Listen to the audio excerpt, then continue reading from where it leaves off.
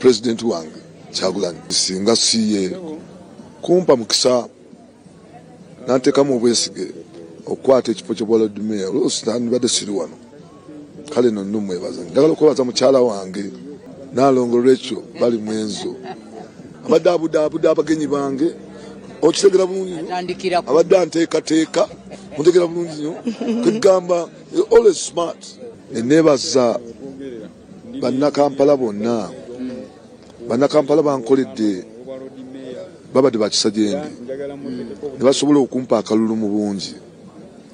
Njagala okutwala omukisa guno okwebaza bannakampala mwenna kubanga amazima mumpadde akalulu.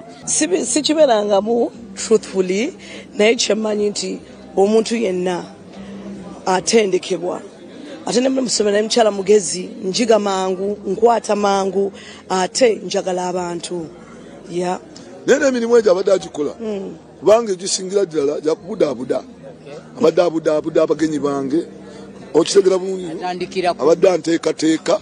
mutegera bulungi nnyo kwegamba always smart kati ofisi ye ejja kuba nnuŋŋamu era njagala okwebaza Katonda ate mukyala musabi njagala okwebaza Katonda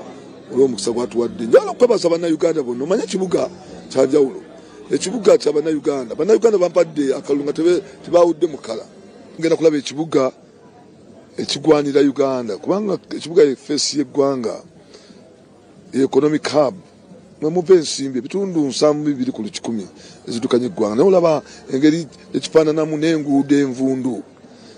n'emyala egitugumbula abantu ne kasasiro ngatta abantu n'abaana abatasoma bangi emisanga egibeera mu Kampala mingi nnyo olw'obumenyi bw'amateeka. Njagala okukwata Kampala okulaba nti muzza obujja. Kakati mpa ku kifaananyi kya mukyala wa Joel Ssenyonyi mpa ku kavidiyo ako. Kavidiyo kano kagenda kujjayo ekifaananyi ky'obuvidiyo obulala obuyinza okuba mu kifaananyi kyekimu ku mutimbagano gwe. Vidiyo eraga omukyala omusanyufu. Of course partly bwogenda ku account ye ebintu ebisinga byakola eyo gye mutali abipostinga. Kati mu kaseera kano nga bawe yawangudde ekifo mu parliament, of course ye ng'omukyala omusuubira okuba omusanyufu oba muntegedde nti ng'oggyeko omukyala buli family member wa Joel Ssenyonyi essaawa eno aba alina kuba musanyufu. Kakati munaye mukazi wattu era nga abakyala abalala ababannabyabufuzi abamu tebamanyi kubala mbeera ya budde. Onfuna bulungi. Kati ono omukyala ye olw'okuba nti waliwo ababasubscribinga naddala ku nkyukakyuka kye baagala okufuna mu abo ababakulembeddemu mu nkyukakyuka, ye ono omukyala tekimuggyako kubanga akola by'alina kukola by'awulira oba essanyu ly'awulira mu kaseera kano. Kati abagoberezi essaawa eno kwegamba bamuviiriddeyo bubi ne bagenda ne ku vidiyo ze endala nga bateekako comments enkambwe beneficiaries of struggle. Simanyanga bikoze bitya bamutaddeko comments nga nyingi ng'era balaga si basanyufu. Kakati waliyo abantu baagala okulaba nga buli muntu essaawa eno nga ali mu kwennyamira mu kwekubagiza era kyovalaba nti ne bamukuba MP abayiseewo ku nupa abamu abacelebratinze era nabo nalabye nga babatwaliramukko kwegamba abantu essaawa eno balina abantu bebabanja okubeera mu nnaku nga temulina kusanyuka. Saate kati omukyala ng'ono atali direct nnyo mu byabufuzi wadde bbaawe munnabyabufuzi ye ebyo ebimu abatabimanyi wadde oluusi kikakata ne ku mwami kati nga Joel Ssenyonyi okubanga apimamu n'agamba nti kakati kino tekijja kukola mu kaseera kano tutambulire wano. Omanye ebyobufuzi kupima bibalo so abantu babeerawo n'abala n'agamba nti kakati bano kiki baagala okuwulira n'obawo ekyo kye baagala okuwulira kiki baagala okulabako n'obawo ekyo byebyobufuzi naddala ebyopposition kakati omukyala ate era si yasoose tujjukira ne wano statement ya babbi ey'abaana bagenda kuwuga nayo yabaluma mubijjukira bulungi so bannaffe asaidi eyo ndoza kijja kwetagisayo obudde mwongere okukitegeera nti si bonna nti babeera mu byabufuzi buli omu abeerako engeri gyakola ki gyatambuza ebintu oba engeri gyabirabamu so nsuubirayo ne kavidiyo akalala ng'era ali mu happy times ze wanalabye ne kuzaabaana zonna balina bwe bapostinga bali ne taata waabwe ng'amaze ebyeno so ako nako njagadde nkayiseewo naddala nti mu kiseera kye tulimu eriyo omuntu asobola okunyiigira munno olw'okuba alaba gwawagira si gwakola ki si gwawagira kale njagala ompeeko ku Khalifa wakati mu bigenda mu maaso abayimbi abavudde mu parliamenti alina yekyagamba wadde yebbanga lyonna alemereddwa naye okulemererwa kwe tekumulemesa kwogera ku balala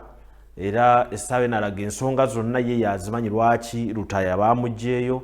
era lwaki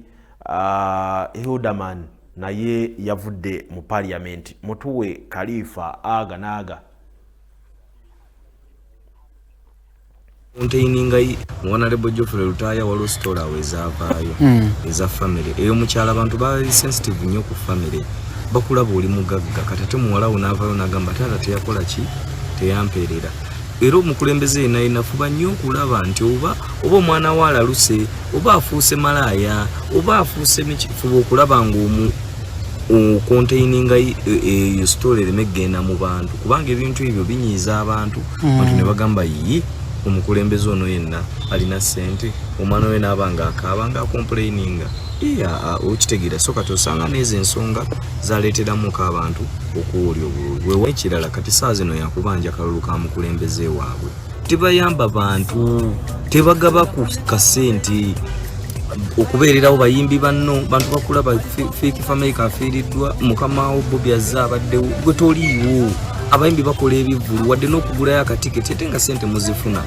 okitegeera wadde n'okubaawo kale nti oba omwana kamukolereyo akalango oba okitegeera kugamba ne mubanga mwesalako kuli nayagala okwefuula nti tafuna wadde opposition ye tafuna okitegeera naye ng'afuna omusaala gwe gumu n'owenaalemu gwafuna batula mu palamenti eri bonna ne bateesa emisaala gyabwe tewaliiwo MP na opposition yali avuddeyo n'agamba nti bannange tufuna omusaala mungi nnyo sente z'eggwanga zifa sente z'emmotoka sigenda ziryako nziwadde bantu bange oba nti buli mwezi zenfuna percentage bwetedda mu constituency bwa ezo bazeeriira siri musanyufu ndi mukulembeze njogera ku bizibu ebiremesa abakulembeze n'abalala eri bwe bikwata ena nakuba enaalemu nti ojja kwesanga nga abakulembeze bonna be basudde basiiba ku matevi basiiba Kampala naye nga constituency zaabwe ziri mu byalo Hilderman ajjukire nti yesimba ku mukyala Amelia Kyambadde yamuyimbira n'akayimba Amelia oli mukyala minisita akasente akalina ye Hilderman abadde nga mu ntalo za kibiina kubanga tukakawo n'agamba nti nze z'omu ku bazimba n'ekibiina okitegeera abantu b'emawokota bo tebalina bye bafunamu ng'ozimba ekibiina yedikota y'ekibiina ekiri ekavule w'emawokota yakwagala oveeyo oyogere nti nze nakwata ssente zange nenzimba eddwaliro nengula ambulensi nze nyamba abantu be babbako amataka nze mbasasulira balooya okitegeera nze mbeerawo okulwanirira eddembe ly'abantu nze nfa ku bavubuka abakwatibwa olw'ebyobufuzi naye bayita aido be bakwata ekiro nga tebalina bye bakola abantu be baagala okuwulira tebagala kuwulira so kati abakulembeze b'opposition abasinga bafa nnyo okutiiti okupleasinga abakulembeze b'ebibiina byabwe n'abantu b'omu bibiina byabwe dani okupleasinga abantu abaabalonda oye Khalifa ku nsonga z'abayimbi banne abalemereddwa ku mulundi guno okukiika mu parliament naye nga ye ng'omuntu yeegezezza mu byobufuzi ebbanga nno kati naye litambudde naddala okuviira ddala wali 2021 nga Khalifa ono atandise okubeera nga yeeyagaliza okuyingirawo saidi yawo mu parliament oba mu byobufuzi okutwaliza ewamu naye paka olwaleero tamanyi naye yennyini womubuuza ki ekikyakulemesezza sisuubira nti asobola okuwa ansa naye ekyenjawulo ekiriwo kwe kuba nti asobola okubaako naye byalaba n'agamba nti wano munnange alemereddwa ku nsonga eno so ye Khalifa n'abayimbi nga we bikyayimiridde